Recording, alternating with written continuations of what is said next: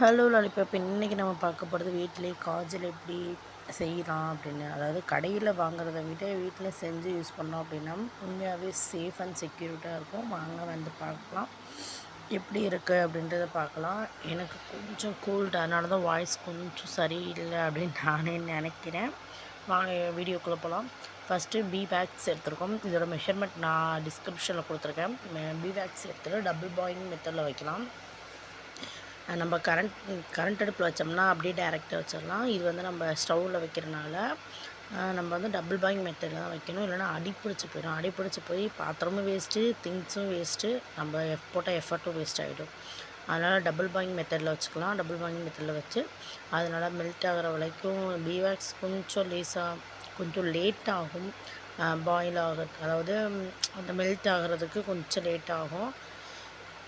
நல்லா மெல்ட் ஆகிற அளவுக்கு வச்சு அது போய் நம்ம கிளிசரின் சோப்லாம் பண்ணோம் அப்படின்னா கிளிசரின் டக்குன்னு வந்து மெல்ட் ஆகிடும். அது ப்ராப்ளம் இல்லை. இது கொஞ்சம் லேட் ஆகும். இப்போ நல்லா இதாகிடுச்சு ஃபுல்லாக.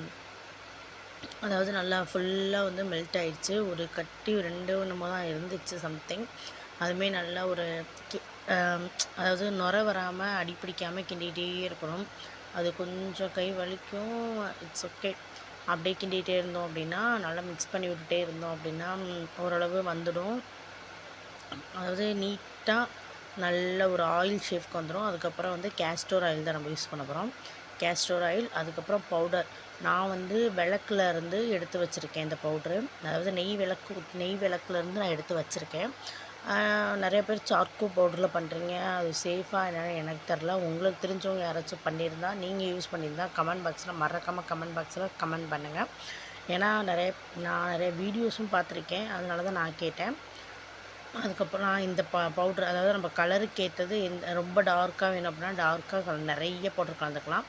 இல்லை எனக்கு நார்மல் கலர் ப்ரௌனிஷாக போதும் அப்படின்னா கொஞ்சம் ஒரு ஸ்பூன் போதும். ஒரு ஸ்பூன் மட்டும் கலந்துக்கிட்டால் போதும். அதுக்கப்புறம் கேஸ்டர் ஆயிலும் அந்த கறி பவுடரும் சேர்ந்தாலே நல்லா எஃபெக்டாக இருக்கும்.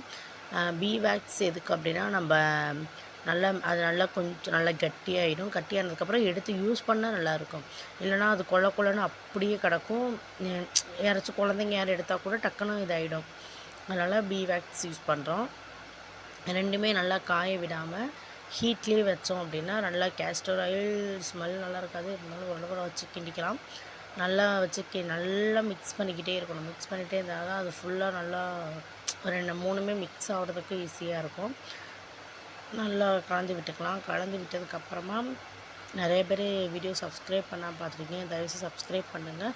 பக்கத்தில் உள்ள பெல் ஐக்கனே கிளிக் பண்ணுங்கள். அப்போ தான் நான் போகிற ஒவ்வொரு வீடியோ நோட்டிஃபிகேஷனும் உங்களுக்கு வரும். அப்போ தான் நீங்கள் பார்க்கவும் ஈஸியாக இருக்கும். எனக்கு கொஞ்சம் ஹாப்பியாக இருக்கும். இது ஹெர்பல் ப்ராடக்ட்டில் நிறைய சோப்பு, ஷாம்பூஸ், கண்மை, காஜல் எல்லாமே வச்சுருக்கோம். உங்களுக்கு வேணுங்கிறத நீங்கள் பர்ச்சேஸ் பண்ணிக்கலாம். என்னோடய இன்ஸ்டாகிராம் ஐடி, வாட்ஸ்அப் நம்பர் நான் டிஸ்கிரிப்ஷனில் கொடுத்துருக்கேன். நீங்கள் பார்த்து செக் பண்ணிக்கோங்க. இது ரெடி ரெடி ஆகிடுச்சு பாருங்கள். ரெடி ஆகிடுச்சு. இதை நம்ம கண்டெய்னரில் ஊற்றி வச்சுக்கிறோம். அவ்வளோதான். தேங்க்யூ.